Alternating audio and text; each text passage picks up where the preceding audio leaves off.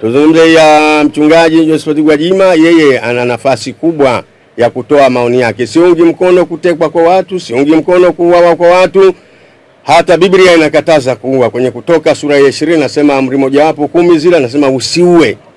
Kutoa roho ya mtu sio sahihi. Hatuwezi kumaliza tatizo kwa tatizo. Kama mtu amekosea hatuwezi kumaliza tatizo kwa kumuua. Hii sio ufumbuzi. Unaweza tatizo kutafuta suluhu iliyo sahihi ya kurekebisha kile ambacho kinatufanya tufarakane. Siungi mkono kabisa mauaji. Siungi mkono kutekwa kwa watu hata kidogo. Lakini ninachosema mimi, baada ya tatizo hili, baada hii changamoto, ile approach, watu wanasemaje? Maana yake sasa kama kuna taharuki ya watu wameuawa, watu wametekwa, na yule anayesema pia analeta taharuki, tutafikia wapi? Kila mmoja akisema kwa namna yake. Kweli watu wana hasira, kweli watu wana uchungu, lakini uchungu wetu uende kwa maarifa na hekima. Zipo mamlaka. Kwa mfano Josephat Gwajima, simsemi yeye, lakini nasema kwa mfano yeye ana nafasi kubwa, yeye ni mneki. Ana nafasi kubwa ya kuwa karibu na kiongozi wa nchi. Tunampeleka kama mchungaji aseme kwa sababu yuko karibu. Mneki ni nafasi kubwa sana. Yeye ana nafasi kubwa na kwa kiongozi wa nchi, ana nafasi kubwa bungeni. Haya mambo hayahitaji kumzomea mtu. Ikitokea changamoto hatupaswi kuzomea, kutoka nje kuzomea. Una nafasi ya kuwa karibu na mheshimiwa rais. Na ndio maana ya sisi hata viongozi wa dini kuwapeleka viongozi wetu wa dini wenzetu wafike pale mahali ambapo wanaweza kusema karibu na kiongozi wa nchi. Na hii ilikuwa kwa Nabii Nathan. Nabii Nathan, Daudi alipochukua mke wa jemadari wake Uria, Betsheba, akalala naye, alafu akampeleka Uria kwenye mstari wa mbele vitani ya uawe. Nabii Nathan Mungu akamtuma kwa Daudi. Akatengeneza mfano.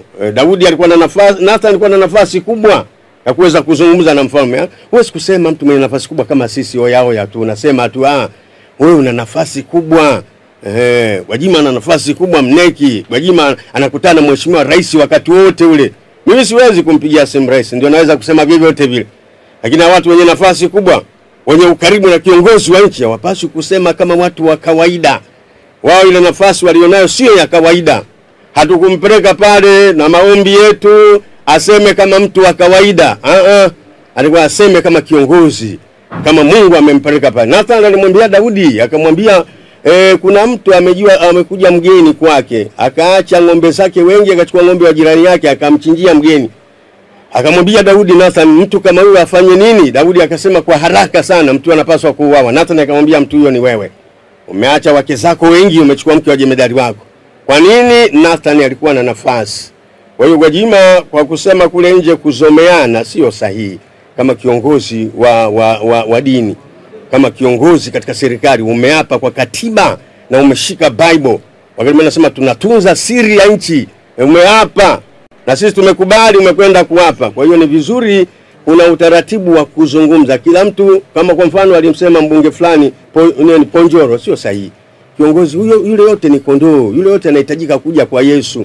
Hapaswi kusemwa kwa matusi. Alizungumza bungeni, haitakiwa naye akamjibu bungeni. Usitumie madhabahu.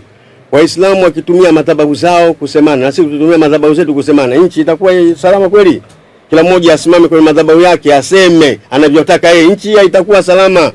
Ogopeni vita wapendwa. Mimi nimeishi Kongo, mimi nimeenda South Africa, mimi nimeenda Rwanda na Burundi.